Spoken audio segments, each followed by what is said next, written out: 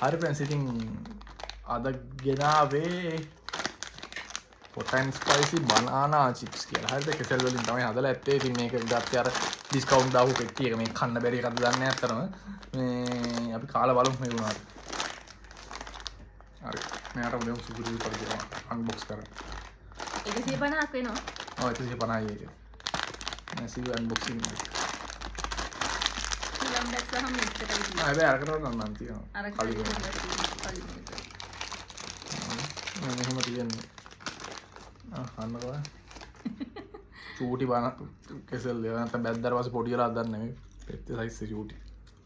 පොඩි පෙන්විච්ච ගතියක් දැනනවද මම දෙකේ හැටිද කියලා මට හිතාගන්න. ඒක නම් සෙට් නෑ නේ. පොඩි නැහැ කියන්නේ. පෙන්විච්ච ගතියක් තියෙනවා. මේ වන්දා. අර මෙහෙම ඉතින් කෙසෙල් නේ ඉතින් කෙසෙල් බැද්දාට පස්සේ ওই රහ තමයි ඇත්තේ ඉතින්.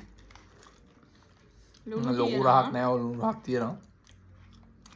රසකාරක එහෙම රහක් රසකාරක පොඩි සැර ගතියක් රසකාරක නෑ තමයි ඉතින් අර අපි රසකාරක රහ හොයන හින්දා දන්නේ නෑ. ඒක නැහැ. සැර ගතියක් තියෙනවා. සරයි මේක.